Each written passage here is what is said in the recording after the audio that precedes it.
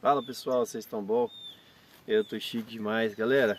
Hoje tô aqui para fazer uma série de vídeos. Eu não sei o quanto vai demorar para gravar essa série de vídeos, mas hoje o primeiro episódio vou fazer a comparação aí. Então essa série de vídeos seria para demonstrar aí hoje qual o motivo que a gente resolveu reinvestir aqui na roça, vendo que a gente hoje vive exclusivamente do trabalho na cidade. Então essa série de vídeos vai mostrar o que difere da época que a gente morava aqui.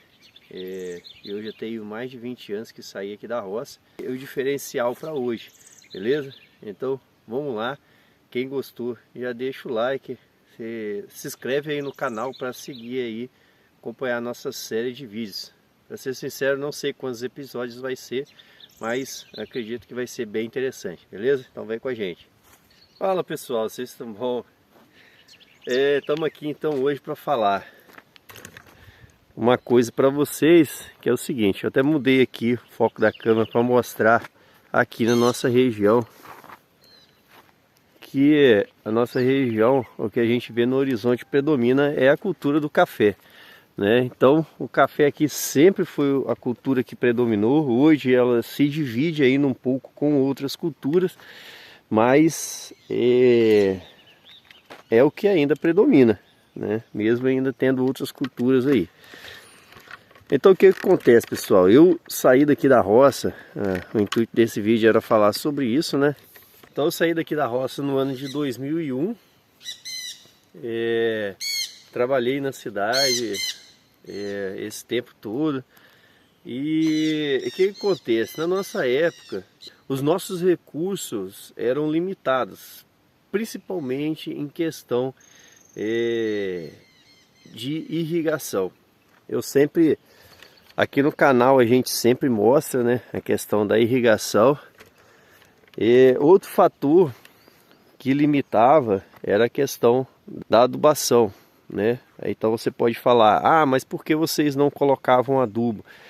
Porque, galera, eu cresci desde a época de criança, a gente sempre esperava pelo bom tempo, né? Então assim, era difícil, porque a gente poderia fazer tudo, adubar, poderia fazer a melhor poda.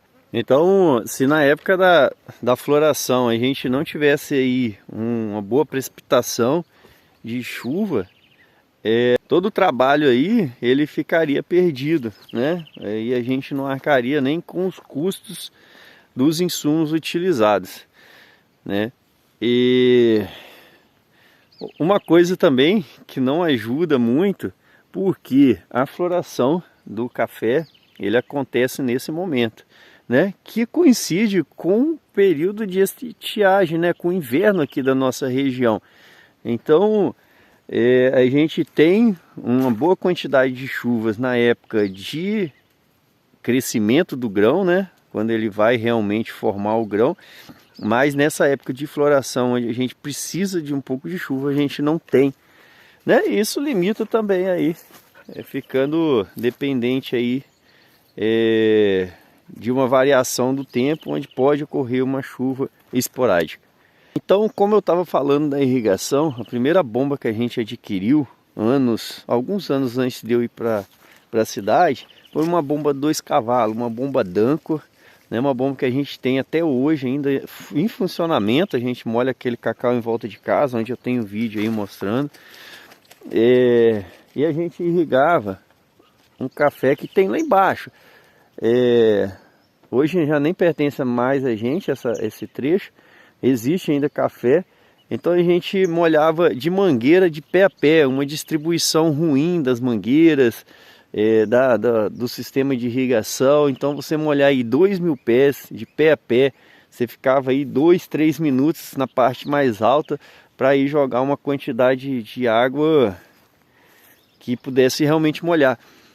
Sendo que a gente não conseguia repetir várias vezes durante a semana. Então às vezes a irrigação era muito espaçada, ou realmente no período que o café já estava ou bem sofrido ou na época de abrir a flor. Então o desenvolvimento da planta ele ficava prejudicado, porque você só molhava, só irrigava quando ele estava no limite, né? Outra situação, pessoal, que eu fui lembrado aqui conversando com meu compadre, é que em alguns momentos, quando fazia o plantio de mudas novas, às vezes tinha alguns dias de estiagem após a transplantar a muda no solo, então se enchia os tonéis desses de metal de 200 litros, né, em cima de um carro que a gente fretava de um vizinho, e aí enchia uma determinada quantidade de latões, né, isso tudo pegando água no córregozinho, no riozinho que passa aqui, tudo no balde e enchendo esses latões. Aí subia o morro, se perdia um pouco dessa água, né? Porque quando subia o morro ela entornava, às vezes o latão não vedava direito. E lá no local fazia a irrigação de pé a pé usando uma mangueira no sistema de gravidade. Então essa era mais uma situação difícil aí naquela época. Logo depois a gente teve aí o sistema de irrigação por canhão, que também ele ficava limitado por nossa terra, que ela é bastante alta, você precisaria de uma bomba maior para jogar. E no nosso caso, para jogar aí, a gente não existia na época energia suficiente. Para vocês terem uma ideia, eu cresci, eu fui ter chuveiro elétrico na nossa casa aqui, já bem grande. A gente não, na verdade, eu acho que eu não tive chuveiro elétrico na época que eu morava aqui. A gente foi conseguir colocar depois. A energia aqui era muito limitada, então qualquer corrente maior que a gente demandasse, a gente não teria êxito. Então a gente só conseguiria molhar em volta de casa, antes que a gente conseguia instalar uma bomba menor, de 1, 2 cavalos no máximo, né? Então a gente ficava bastante limitado em relação a isso também. Então a gente não tinha energia,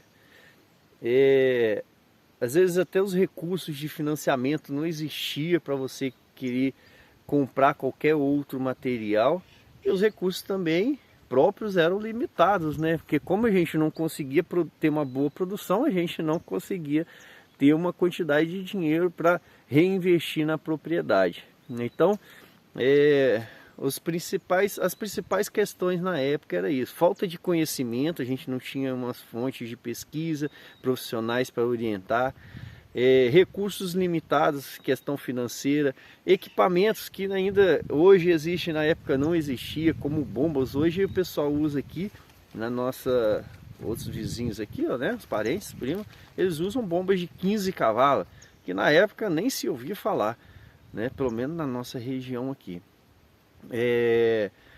E assim, o que mais chegou aqui foi mais próximo que a gente chegou aqui foi a utilização de canhões, né, que você demandava grande tempo para irrigar uma área, demandava de grande quantidade de água, porque você fica aí 3 horas um canhão jogando no mesmo lugar, e também gastava grandes quantidades de energia.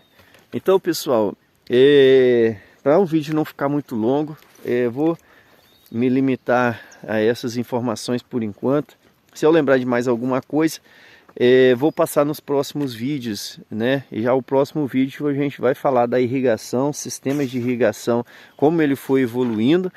E quem gostou aí dessas informações e também tem a vontade às vezes de voltar para a roça, de reinvestir na roça, se inscreve no canal, ativa o sininho para ir acompanhar aí nossa série de vídeos, beleza? Então fiquem com Deus, tchau, obrigado.